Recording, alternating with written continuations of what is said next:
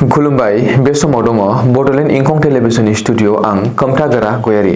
दिनैनि गाहाय रादाबफोराव दङ। आसामाव हाबखोमानो नाजानाय सा6 बांग्लादेशिखौ खादों।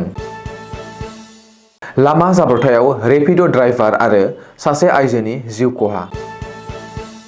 भिलिफिड एनकाउन्टाराव साथाम खालिस्तानी उदखारिनि जिउ खहा। मैदेरनि गाग्लोबनायाव सानै सुबुङा गोब्राब जोखोम। बङाइगावआव मोब्लिब ताराव नांना मासे गल्डेन लांगुरनि जिउ खहा। गुवाहाटीनि दुंथाया जोबोर गुसु जानो हमदों। दानिया फैदिनि आबुं रादाबाव।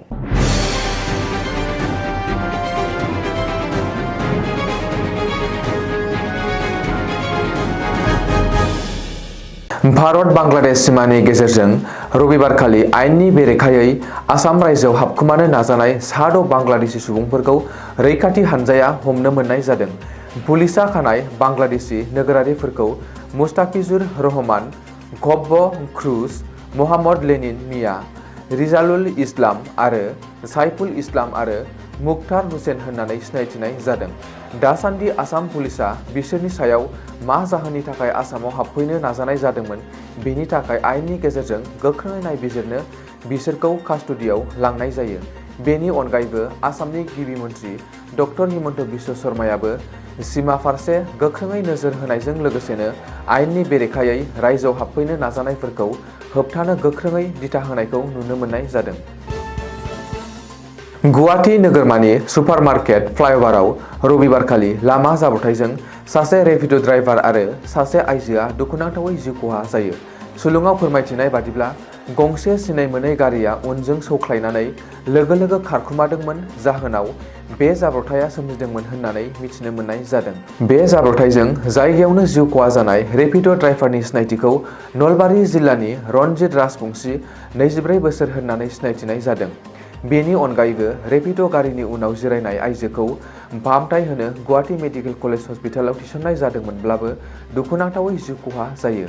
बबेखानि आइजोनि सिनायथिखौ दासिमबो रोखायै मिथिनो मोननाय जायाखैमोन। बे जाब्रबथायाव लोब्बा गोनां बाइकखौ AS01 BU 7601 होननानै मिथिनो मोननाय जादों।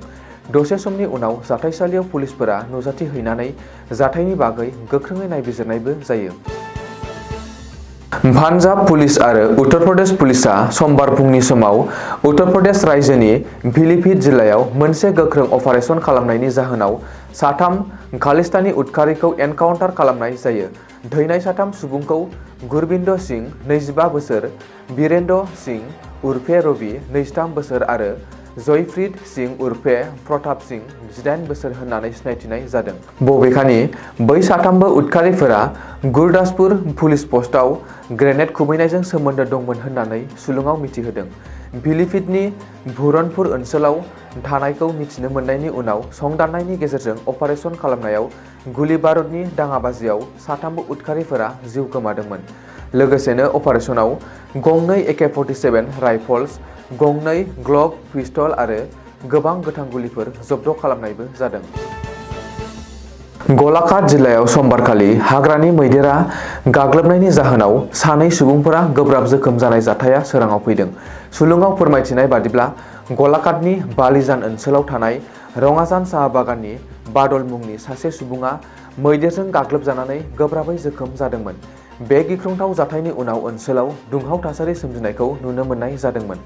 गोब्राबै जोखोम जानाय सुबुंखौ साहा बागाननि मावफारियाफोरा फाहामथाय होनो थाखाय कुशाल कनवार सिभिल हस्पिटालाव लानानै थांनाय जायो।